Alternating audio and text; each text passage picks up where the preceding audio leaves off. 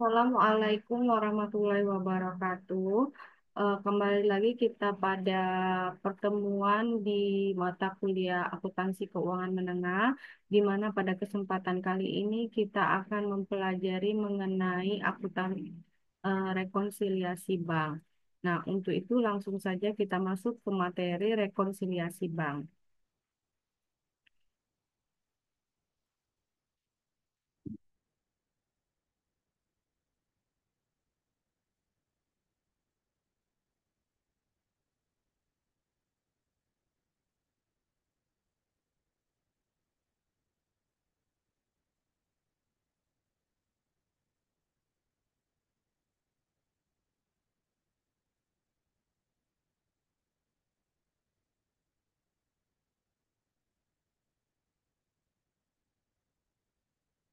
Nah, oke ya, ini adalah materi mengenai rekonsiliasi bank.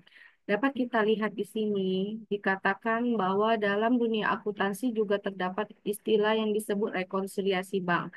Rekonsiliasi bank ini dapat diartikan adalah salah satu proses pencocokan data keuangan di dalam perusahaan dan data keuangan yang terdapat di bank. Jadi, di rekonsiliasi bank ini kita akan mencocokkan data pada catatan akuntansi kita di perusahaan, berapa saldonya, nanti dicocokkan dengan data keuangan yang terdapat di bank itu biasanya dari rekening korannya. Nah, saldonya itu sama atau tidak. Nah, biasanya sih ada perbedaan. Nah, perbedaannya itu diakibatkan oleh beberapa faktor yang akan kita bahas di dalam materi ini ya. Seperti yang telah kita ketahui, bila banyak kasus laporan keuangan yang menjanjikan data tidak akurat atau tidak sesuai dengan data keuangan yang terdapat di perusahaan dan juga di banknya, ya. Oleh karenanya, rekonsiliasi bank ini memiliki peran yang sangat penting, terutama untuk para petugas atau staf di perusahaan yang memiliki posisi penanggung jawab keuangan. Jadi, sebagai akuntan, nanti harus membuat rekonsiliasi bank ini untuk menyamakan antara saldo yang ada di perusahaan dengan yang ada di bank. Nah, ada beberapa faktor yang menyebabkan munculnya rekonsiliasi bank ini. Salah satunya adanya terdapat perbedaan antara catatan atau laporan keuangan. Meskipun demikian, hal tersebut sebenarnya sah-sah saja pada sebuah perusahaan ataupun organisasi. Akan tetapi, untuk mencegah terjadinya resiko buruk lainnya, maka perusahaan tetap harus melakukan rekonsiliasi bank. Oleh sebab itu, proses rekonsiliasi bank ini sebaiknya dilakukan sebanyak minimal 1 bulan sekali atau bisa dilakukan setiap minggu sekali, 1 minggu sekali. Nah, biasanya ya rekonsiliasi bank itu kita akan mencocokkan data keuangan perusahaan dengan data rekening koran di bank itu biasanya 1 bulan sekali. Seperti itu. Jadi ketika kita di awal bulan atau akhir bulan, itu biasanya pihak bank akan mengirimi kita rekening koran sehingga kita bisa mencocokkan antara data di perusahaan kita dengan data di rekening koran tersebut. Nah, apa yang dimaksud dengan rekonsiliasi bank? Rekonsiliasi bank merupakan rangkaian catatan informasi keuangan yang menjabarkan tentang perbedaan kas antara perusahaan dengan bank. Perbedaan tersebut dapat dilihat dari catatan bank dengan catatan kas nasabah. Jadi kita lihat nanti di sana saldonya itu samakah dengan saldo yang ada di perusahaan. Jadi kasnya berapa, atau saldo di bank atau di rekening korannya berapa, nanti saldo yang di perusahaan itu berapa. Nah, terkadang perbedaan antara catatan informasi keuangan tersebut muncul ketika nasabah yang melakukan transaksi tersebut belum dicatat oleh bank. Salah satunya ya. Nah, kasus ini catatan bank nasabah dianggap benar. Misalnya, sebaliknya terdapat perbedaan dari catatan-catatan pos lainnya, maka catatan dari pihak bank juga perusahaan perlu melakukan penyesuaian. Jadi intinya seperti ini. Ada catatan yang sudah dicatat di perusahaan, tetapi sebenarnya belum dicatat oleh di bank. Karena apa? Misalnya belum dicairkan, misalnya oleh nasabah tersebut seperti itu, eh, atau misalnya ada biaya admin yang belum ter debit seperti itu dan lain-lainnya ya, banyak ya. Nah, nanti akan kita pelajari di bagian berikutnya. Umumnya, pihak bank secara berkala akan mengirimkan statement berupa laporan rekening koran di mana di dalamnya terdapat berbagai catatan informasi transaksi. Informasi transaksi tersebut menjadi bukti transaksi oleh nasabah maupun perusahaan dalam periode tertentu. Dengan adanya bukti transaksi antara pihak bank dan nasabah, maka perusahaan pun bisa mengetahui kekeliruan atau kesalahan yang terjadi antara kedua belah pihak.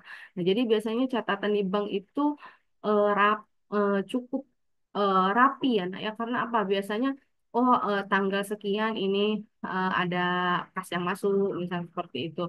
Ada kas yang keluar seperti itu di saldonya dan keterangannya seperti apa. Sehingga eh, sebagai akuntan ataupun sebagai pihak perusahaan itu bisa melihat nih kira-kira kesalahannya ada di mana atau perbedaannya ini diakibatkan oleh pencatatan yang salah ataupun memang ada hal-hal yang memang misalnya seperti eh, cek yang belum dicairkan atau yang sudah dicatat tetapi belum dicairkan oleh nasabah ataupun sebaliknya seperti itu.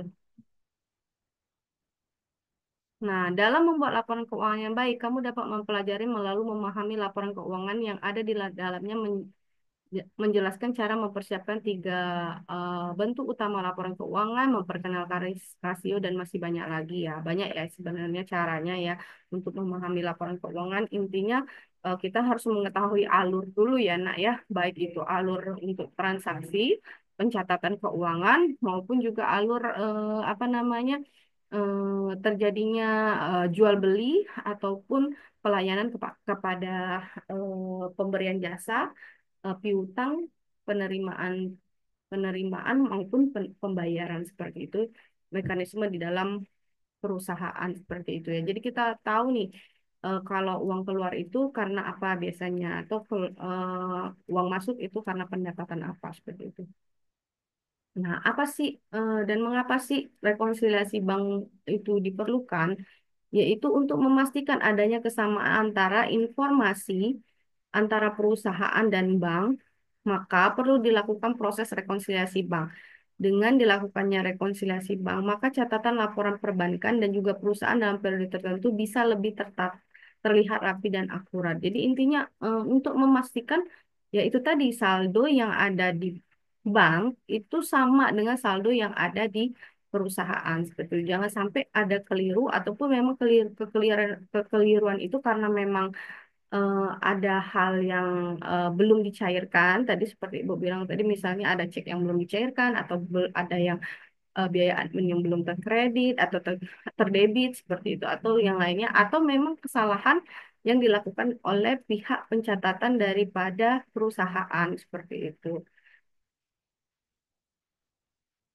Nah, kapan sebaiknya melakukan rekonsiliasi bank? Ya, tadi ya, tidak bisa dipungkiri jika setiap perusahaan akan menyimpan dananya pada sebuah bank. Bank dianggap sebagai tempat yang lebih aman dibandingkan menggunakan metode penyimpanan lainnya. Selain masalah keamanan yang lebih terjamin, catatan keuangan dari pihak bank juga memiliki bisa menjadi bukti pada setiap jenis transaksi yang dilakukan oleh nasabah atau perusahaan. Ya, kalau di bank kan pencatatannya otomatis tertata dengan rapi ya sehingga kalau misalnya kita ada kekeliruan kita bisa cek melalui data keuangan di bank atau pencatatan di bank otomatis itu bisa mempermudah kita menemukan misalnya kesalahan ataupun eh, misalnya kesalahan ataupun misalnya menyamakan tadi saldo sudah sesuai atau belum seperti itu. Nah, apa sih komponen dalam rekonsiliasi bank? Komponen dalam rekonsiliasi bank itu ada yang pertama yaitu deposit in transit atau setoran dalam proses. Yang dimaksud ialah ketika uang tunai atau cek yang telah diterima dan dicatat oleh perusahaan yang belum dicatat oleh pihak bank yang ditujukan oleh perusahaan. Jika seperti ini terjadi, maka setoran akan muncul pada laporan keuangan bank. Oleh sebab itu, kasus ini masuk dalam item rekonsiliasi dalam rekonsiliasi bank. Pada dasarnya, setoran dalam proses ini terjadi ketika data yang dimaksud tersebut terlambat sampai ke bank bersangkutan, sehingga data tersebut tidak dimasukkan ke dalam catatan hari tersebut. Deposit in transit juga berlaku jika perusahaan mengirimkan dana pada akan tetapi memiliki status tertunda di bank. Jadi sebenarnya seperti ini, deposit in transit itu nak ya. Jadi sebenarnya sudah misalnya sudah sudah diakui di perusahaan itu bahwa ini ada pembayaran nih seperti itu. Sudah dicatat di bagian akuntansi, tetapi di banknya itu belum terinput atau misalnya dia deposit interaksi masih dalam setoran. Jadi terinputnya itu besok lusanya seperti itu. Tapi hari ini tanggalnya sudah tutup buku misalnya seperti itu. Sehingga seolah-olah di dalam buku pencatatan perusahaan itu sudah apa berkurang misalnya, tetapi sebenarnya di bank belum seperti itu. Jadi biasanya di sana akan ada perbedaan karena perbedaan saldo ya. Karena di perusahaan mungkin sudah terpotong, sedangkan di banknya belum terpotong. Atau sebaliknya, di banknya sudah terpotong, tetapi di perusahaannya belum terpotong seperti itu, atau belum dicatat. Lalu ada outstanding check atau cek beredar. Jadi yang dimaksud cek beredar ini cek yang telah dicatat oleh sebuah perusahaan akan tetapi belum dicairkan. Jadi misalnya ada nasabah atau ada pelanggan kita melakukan pembayaran stok misalnya kita memberikan cek berarti kan kita sudah catat nih ini adalah sebagai pengeluaran dari perusahaan. Lalu cek tersebut sudah kita berikan kepada pemegang ceknya tentunya. Namun eh, pemegang cek belum mencairkan misalnya pada hari itu atau beberapa minggu berikutnya belum dicairkan. Terus berarti di dalam akuntansi perusahaan atau pencatatan di perusahaan itu sudah terpotong, tetapi untuk di banknya sendiri itu belum terpotong. Karena apa? Karena memang belum dicairkan seperti itu ya. Ini yang Ibu bilang tadi tentang cek kosong tadi atau cek yang masih beredar. Lalu ada non sub sub sub subsiden ya, found check ya, atau cek kosong. Nah, ini cek kosong ini adalah cek yang tidak diterima oleh bank dikarenakan dana yang terdapat di dalam rekening perusahaan tidak mencukupi. Jadi kita memberikan cek, tapi ceknya kosong seperti itu. Jadi kita memberikan cek misalnya 5 juta, tapi sebenarnya di rekening bank itu nggak ada 5 juta, misalnya cuma ada 2 juta. Jadi ketika mau dicairkan, dananya tidak ada, itu namanya cek kosong. Jadi sudah terpotong di perusahaan, tetapi di banknya nggak terpotong yaitu karena memang ceknya nggak ada isi seperti itu ya atau tidak bisa dicairkan karena memang uangnya tidak cukup seperti itu. Nah, ada bentuk rekonsiliasi bank, ada bentuknya vertikal. Jadi dia ke bawah, ada juga yang berbentuk horizontal kanan kiri seperti itu ya. Sama aja layaknya apa neraca ya. Ada yang atau laporan posisi keuangan, ada yang bentuknya vertikal atau istilahnya report form ya. Ada juga yang bentuknya horizontal atau eh, account form ya. Jadi kalau yang vertikal dia ke bawah, ada yang kalau yang bentuk rekonsiliasi bank yang eh, kontro atau dia horizontal seperti ini dia seperti kanan dan kiri. Nah, kalau kalian bisa lihat di sini biasa ada kopnya ya. Lalu di sini ada saldo dalam di perusahaan ini adalah ditambah dikurang ini adalah rekonsiliasi banknya ya yang harus kita buat. Kalau ada rekening koran menurut oh nanti di bagian saldo setelah rekonsiliasi ini dipastikan harus sama ya. Kalau misalnya dia belum sama berarti kemungkinan kita penyesuaiannya itu masih salah seperti itu ya atau belum benar seperti itu. Nah, kalau yang bentuknya horizontal atau rekonsiliasi bank kontrol atau account form ini ya dia sama, di sini ada saldo menurut perusahaan di awal, ini menurut bank di awal, lalu setelah rekonsiliasi di bagian sini ini dan ini juga harus balance ya, atau sama ya. Kalau tidak balance biasanya kita merekonsiliasinya masih ada yang salah seperti itu. Nah, bentuk rekonsiliasi bank ini ada yang 4 kolom juga ya, yang seperti ini. Tapi ini jarang ya digunakan biasanya yang bagian seperti ini atau yang tadi ya seperti itu. Tetapi ini tidak memungkinkan ada juga yang menggunakan bentuk rekonsiliasi bank 4 kolom seperti ini. Nah, ini juga ada yang 8 kolom ya. Jadi kita lihat di sini bank. perusahaan, bank perusahaan, bank perusahaan, bank perusahaan seperti itu. Lalu apa sih ya biasanya yang menyebabkan terjadinya rekonsiliasi bank? Salah satunya yang disebutkan di atas tadi ya, seperti cek kosong, piutang wesel ya. Nah, biasanya ada salah satunya itu piutang wesel. Piutang wesel itu bisa diartikan sebagai hutang pelayan yang menggunakan surat perjanjian mengikat serta menjamin berupa aset jika sewaktu-waktu terjadi masalah. Pada umumnya, piutang wesel bisa menjadi faktor terjadinya rekonsiliasi bank karena dana dikirim lewat jasa bank ya. Piutang wesel ini juga biasanya memiliki masa perjanjian kurang dari 1 tahun. Seperti itu. Jadi, eh, karena piutang wesel ini kan dia menggunakan jangka waktu ya, sehingga memang biasanya akan memakan waktu baik dari penerimaan dari pihak perusahaannya ataupun mungkin dari pihak banknya sehingga nanti ada perbedaan yang perlu direkonsiliasi. Lalu ada deposit in transit. Deposit in transit ini yang seperti tadi ya. Jadi sudah dananya sudah dicatat tetapi belum terpotong misalnya di bank dan lain-lainnya sama yang seperti biasa. Lalu ada beban dan pendapatan bank. Jadi beban misalnya beban administrasi bank seperti itu ya. Itu misalnya belum dicatat oleh pihak perusahaan tapi sudah dicatat oleh pihak bank. Jadi biasanya pihak bank itu dia mendebet biaya admin itu di akhir periode akuntansi atau di awal ya mungkin. Nah, jadi kadang-kadang perusahaan belum mencatatnya, tetapi kalau di bank itu otomatis akan terdebet sendiri seperti itu. Lalu ada outstanding check ya, outstanding check ini tadi yang cek masih eh, belum sepenuhnya dicatat oleh pihak bank ya, jadi udah dikeluarkan tapi belum dicatat oleh bank karena belum dicairkan misalnya atau kesalahan pencatatan baik dari pihak biasanya kesalahan pencatatan ini biasanya misalnya kesalahan nominal misalnya 234 misalnya jadi 432 seperti itu kesalahan yang biasa terjadi ya sehingga perlu dicek lagi. Lalu kredit bank ada kredit bank ini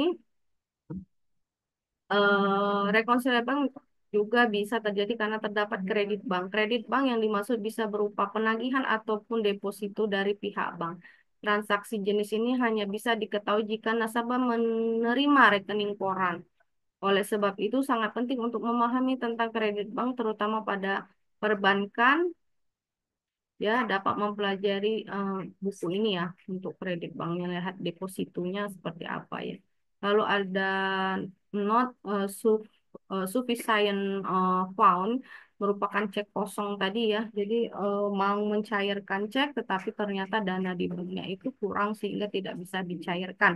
Sudah dicatat oleh pihak bank tapi belum dicatat misalnya oleh pihak eh, sudah dicatat oleh pihak perusahaan tapi tidak bisa dicatat oleh pihak bank karena memang dananya tidak ada jadi tidak bisa terdebit atau terkredit seperti itu ya.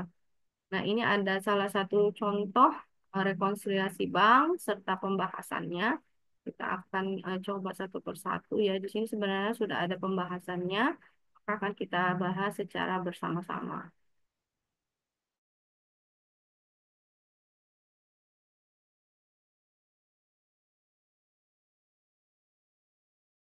Nah, baik ya. Di sini contohnya Agus memiliki saldo rekening bank di buku besar PT Martek tanggal 30 Juni ya 2016 jumlah saldonya 185.500 sedangkan saldo menurut rekening korannya itu adalah 207 ya. Namun setelah melakukan pemeriksaan ternyata dapat perbedaan data di dalamnya. Perbedaan tersebut disebabkan oleh beberapa hal di bawah ini. Jadi kalau saldo perusahaannya 185.500 sedangkan saldo di perusahaannya adalah 207 itu berbeda ya. Berbedanya sebenarnya nggak banyak, tetapi sebenarnya eh, mungkin kesalahan ataupun eh, sa- dua-duanya itu salah saldonya seperti itu. Nah, lalu katanya di sini. Yang pertama, terdapat biaya administrasi bulan November 2018 sebanyak 2.800 muncul dari rekening koran bank, belum dicatat oleh perusahaan. Ini salah satunya. Ini harus kita tambahkan berarti di rekening perusahaannya karena ini sudah terdebit di bank tetapi belum dicatat oleh perusahaan. Terdapat 5 lembar cek total 47.500 yang telah dibayarkan kepada pemasok supplier untuk melunasi utang dan ternyata belum diuangkan. Jadi kita sudah catat tetapi belum diuangkan atau belum dicairkan sama si eh, pemasoknya ya, sehingga kita harus eh, apa namanya? Kita eh, rekonsiliasi juga ini ya. Berarti dia belum berkurang di bank ya. Karena belum dicairkan seperti itu. Lalu terdapat cek yang ditarik oleh PT Ayu yang berjumlah 15.000, tetapi ternyata salah telah dibukukan oleh perusahaan ke dalam rekening Martek ya. Jadi kemungkinan ini cek kosong kayaknya ya. Lalu terdapat kiriman uang dari langganan melalui bank transfer yang berjumlah 3.950 dalam rangka pelunasan utang, tapi belum dicatat dan dalam pembukuan perusahaan. Nah, ada bank transfer ya, kiriman uang tapi belum dicatat oleh perusahaan. Jadi otomatis kan kalau ada yang transfer di bank langsung masuk di catatan bank gitu. Tetapi yang di perusahaan tuh nggak tahu karena mungkin nggak dikonfirmasi sama yang transfer ya. Jadinya harus kita tambahkan di bagian perusahaan nanti. Lalu terdapat cek dengan nomor SR 5552220 dengan jumlah sebesar 75.500 dan dicatat dalam pembukaan PT Martek dengan jumlah 65.150. Nah, ini ada salah pencatatan ya di dalam pembukuan ya. Lalu kemudian Anda diminta membuat rekonsiliasi bank yang dibutuhkan. Lalu kita buat nih ya. Ini sebenarnya sudah ada. Jadi seperti yang kita ketahui tadi ya. Nah, ini koreksi kesalahan ini bentuknya adalah laporan rekonsiliasi bank yang bentuk vertikal. Jadi dia semuanya ke bawah ya. Ke bawah sini ya. Nah, jadi kalau ini bentuknya eh iya ya ke bawah ya.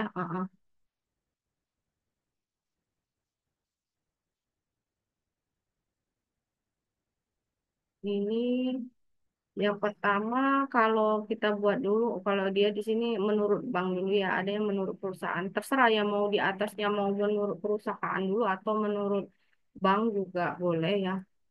Yang mana yang sesuai aja. Kalau menurut bank kan saldo bank 207.000. Sedangkan saldo menurut perusahaan 105.500 ya saya lihat ya. Jadi ya ini ya saldo menurut perusahaan ini, saldo menurut bank ini. Lalu katanya ya, kalau menurut bank dulu ya, terdapat cek yang ditarik di perusahaan berjumlah 15.000 tetapi setelah dibukukan oleh bank ke dalam rekening telah salah dibukukan oleh pihak bank ke dalam PT rekening Martek ya. Jadi dia perlu ditambah ya. Koreksi kesalahan bank 15.000. Jadi 207 kita tambah 15.000 jadi 222 ya. 222.000. Lalu dikurangi dengan cek yang masih beredar. Mengapa cek yang masih beredar? Karena ini sudah dikurangi di dalam perusahaan, tetapi ceknya ini belum dicairkan oleh si pihak supplier ini. Jadi harusnya cek ini kan nanti akan berkurang di bank otomatis ini 47.50-nya harus kita kurangi dari eh, di bagian bank. Jadi kurangi 47.50 jadinya 181.250. Oke, selesai untuk eh, 181 ini ya. Nah, sekarang kita ke saldo menurut perusahaan ya. Saldo menurut perusahaan kan di sini 185.500.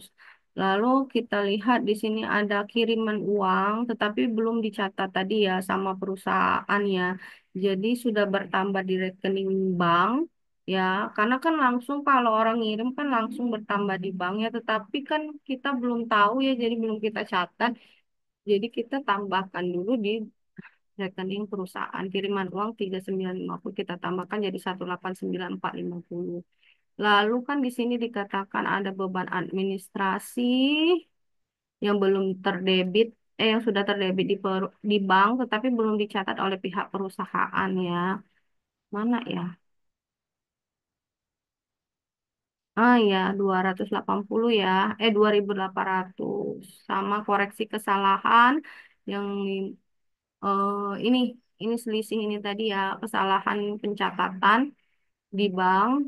Jadi kita perlu tambahkan ya karena di bank ini udah 75 tapi kita mencatatnya hanya 65.150. Jadi kita tambahkan 5.400, 5 juta, 5.400 jadi 8.200. Jadi total kita kurangi ya, maksudnya kita kurangi eh jadinya 8.200 sehingga saldo yang benar itu sekarang 189.450 kita kurangi 8.200 jadinya 181.250.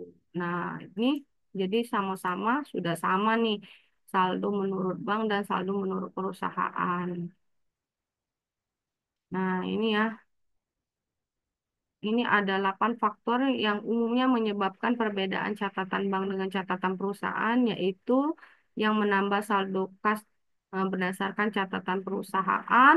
Adapun beberapa hal seperti piutang wesel, pendapatan bunga wesel, pendapatan jasa giro, interest income, dan lain-lain ya. Lalu mengurangi saldo kas berdasarkan catatan itu biasanya administrasi bank, biaya inkaso, cek yang ditolak oleh bank atau cek kosong. Terus yang menambah saldo kas berdasarkan rekening koran biasanya dana yang belum disetor, setoran masih dalam perjalanan, kesalahan pencatatan dan penerimaan yang terlalu kecil dan kesalahan pengeluaran yang besar.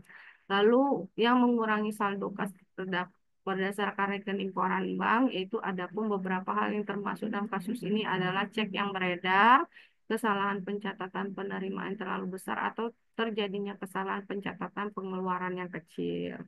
Oke ya. Nah, untuk itu sampai di sini pembahasan kita tentang rekonsiliasi bank. Setelah ini em, kita akan ada soal tentang penyelesaian rekonsiliasi bank yang akan Ibu eh, tampilkan nanti ya. eh, untuk sampai di sini dulu materi kita tentang rekonsiliasi bank.